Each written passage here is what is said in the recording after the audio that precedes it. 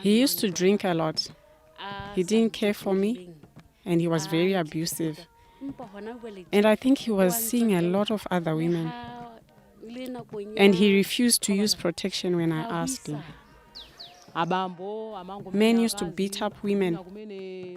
If someone lost their husband, for example, if my husband died, they would find another man for you. Maybe this man is infected with HIV. I was a very abusive guy, very violent. I used to drink a lot of alcohol, and I used to take drugs. I used a knife as a weapon on my wife, and I used to kick her. Before the group was formed, I did wrong things. For example, sexual cleansing, sleeping with a woman I wasn't supposed to.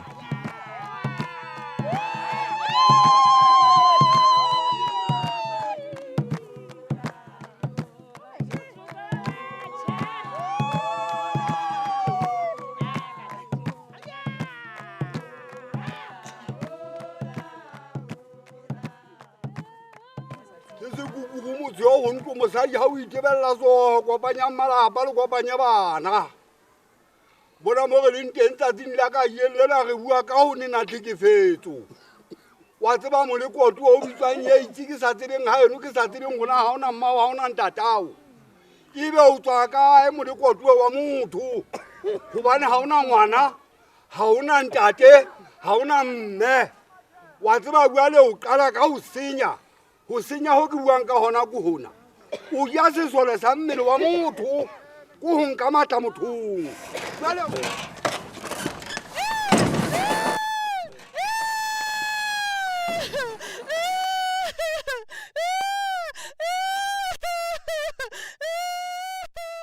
Gender-based violence has been identified as one of the key drivers of HIV and AIDS infection in Southern Africa. The historical and cultural beliefs that reinforce men as a dominant force in both family and society continue to perpetuate power imbalances that fuel violence against women and girls, increasing their vulnerability to HIV. In a move to reduce domestic violence against women, as well as promote gender equality and the rights of women, SAfAIDS launched a program aimed at engaging leaders to champion prevention of domestic violence so as to reduce the spread of new HIV infections. This film captured the successful implementation of this program in Lesotho and Malawi. When it comes to HIV more specifically, a lot of men have not been playing their part. They were not getting involved. First of all, when women get pregnant, they have to undergo antenatal clinic.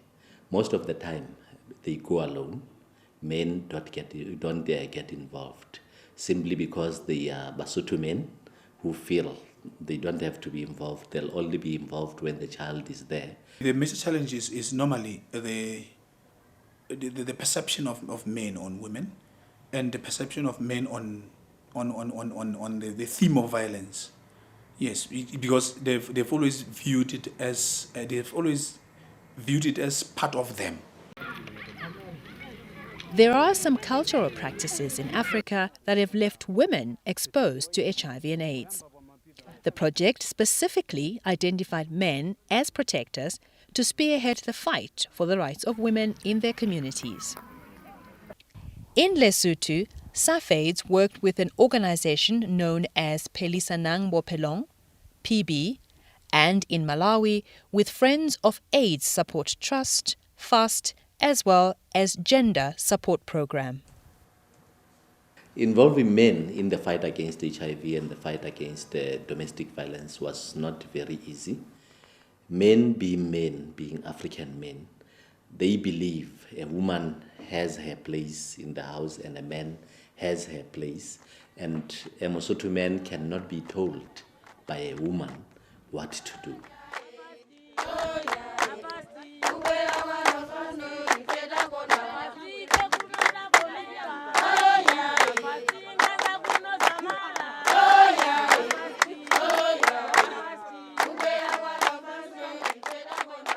The way we introduced this project was just unique.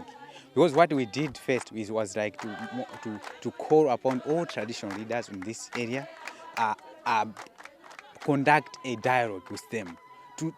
The purpose was to find out deeply about the deepest problems, the deepest cause of gender-based violence in this area and new HIV infections. That's when they said, okay, now here we have these cultural practices like sexual cleansing. That's what we do. What we do is we whenever a husband dies, we hire a man to do the sexual cleansing here. This hired person is supposed to sleep with the bereaved, the widow, and you see all those things. That's when we realize that, okay, because now what should we do if these traditional leaders are saying this? What we did was to ask them, okay, this is the cultural practice, and you have seen with our conversations, you have realized that this cultural practice is promoting gender-based violence, is promoting new HIV infections. Do you have any way? Can you please think of any way how best can this cultural practice be done so that we protect women and young girls in this community?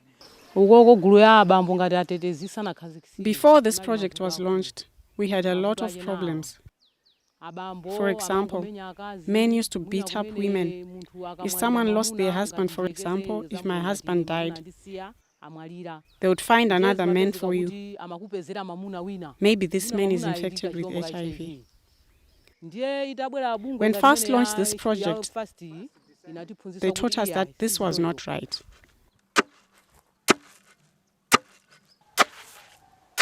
When my child passed away, the villagers arranged a man to sleep with me so as to sexually cleanse my home. They bought everything, the mat we were going to sleep on, and other things.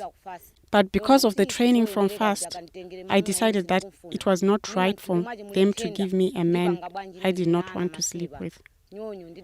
What if he was infected? What would I do, seeing that I have children to look after? I refused, and our village headman supported my decision.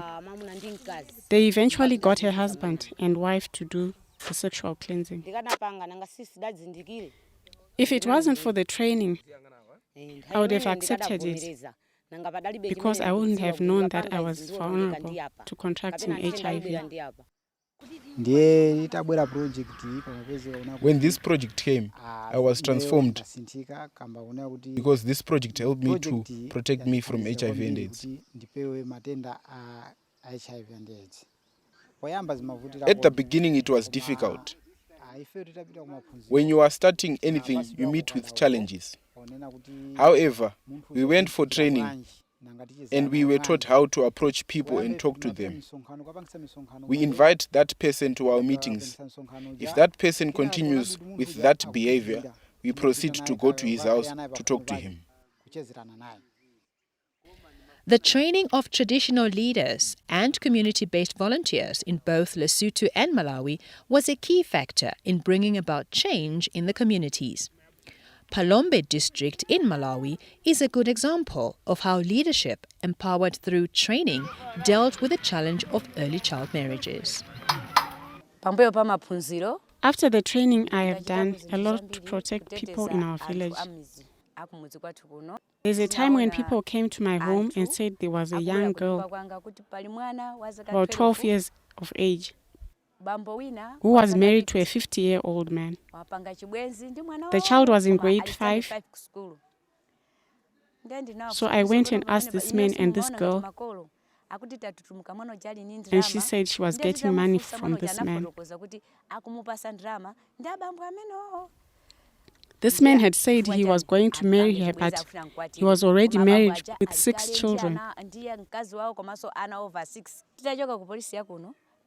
When we got to Palombe police station, the man was found guilty of criminal offense, and he was arrested. The girl went back to school.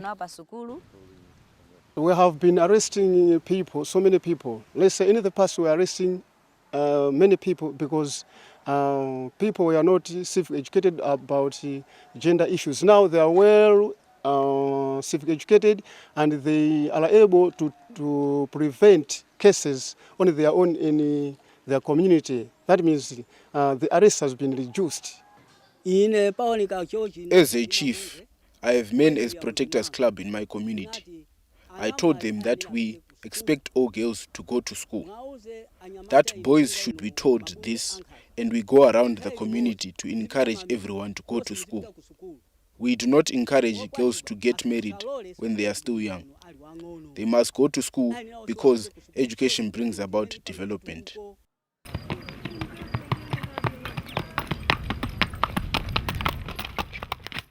Harmful cultural practices have also been dealt with effectively as a result of traditional leaders championing change.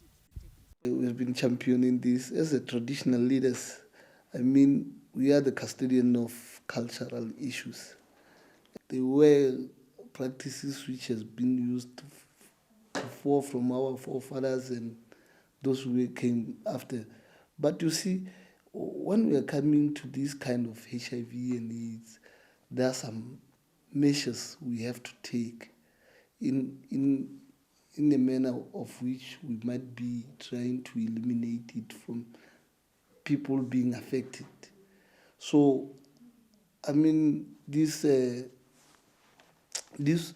kind of thing we found from SAfAIDS is that, I mean, we have to take care of ourselves. We used to visit them all over, making meetings, public gatherings, to teach them how to prevent themselves, and also to teach them about how to reduce the spreading of HIV and AIDS disease. And we approach that sometimes to go to initiates or to initiation school to teach the teachers and the initiation holders and the traditional doctors to avoid to use one razor when they are making their medicine to those trainees. Previously, we took this as part of our cultural practice and didn't see anything wrong with it. But when FAST came and raised awareness about the harmful cultural practices, that is when we realized that they were bad.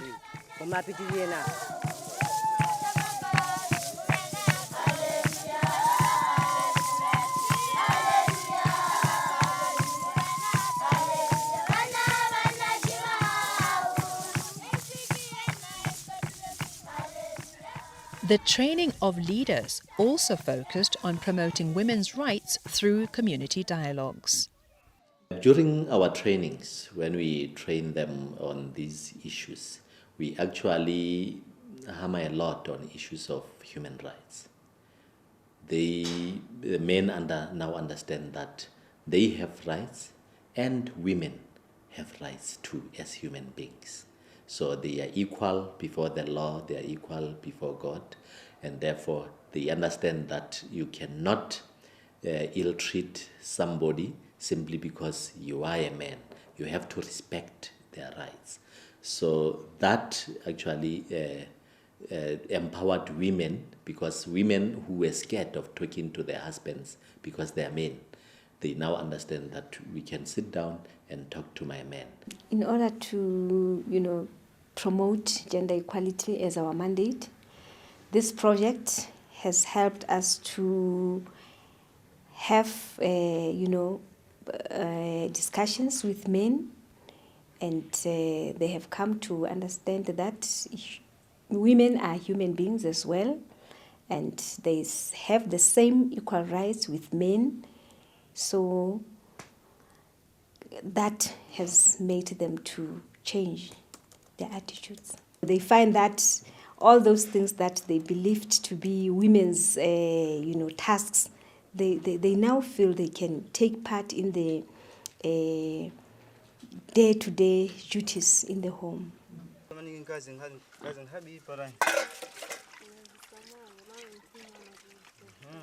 I didn't know when I got married. I thought my wife was an object we pay a bride price for. And I used to believe that I had bought her and I can do anything to her.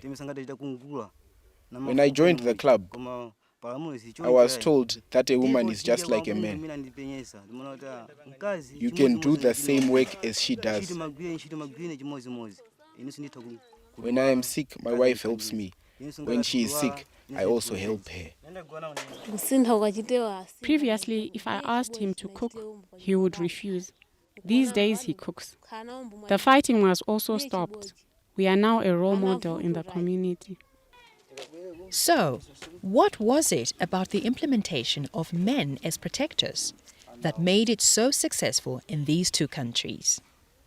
I think that approach of a meeting in Pitsos, talking with a PB like you did yesterday at that place, where people are able to tell their stories, and then we are trying to break that particular barrier of lack of communication.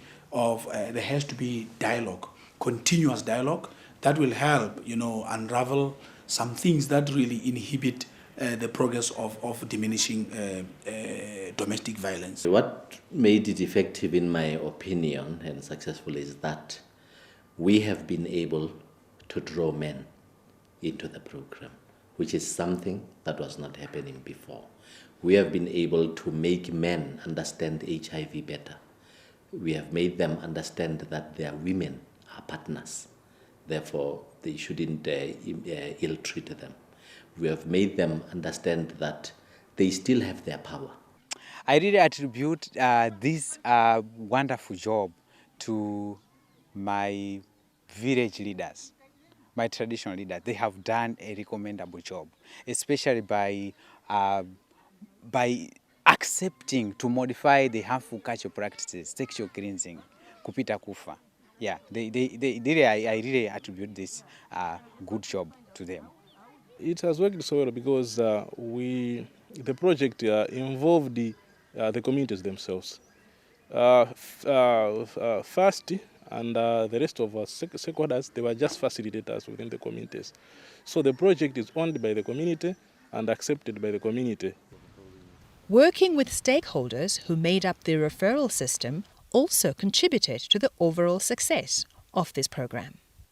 Previously, what we always expect is when we go out there fighting gender-based violence, we leave out the referral systems in their offices. But when the woman is facing gender-based violence, is rushing to police, rushing to hospital, now that is the first interaction they may get with the referral system. The referral system which we refer here is the health, the police, victim support unit, the traditional leaders, the church leaders, and even the courts. This approach will really help the reduction of gender-based violence in the homes, and again will also help to reducing the infection of the spread of HIV/AIDS among women and girls. I think the increasing of people who are referred from the community to our facilities to get services, I think it's increasing simply because they are getting messages from this project. We have seen women giving testimonies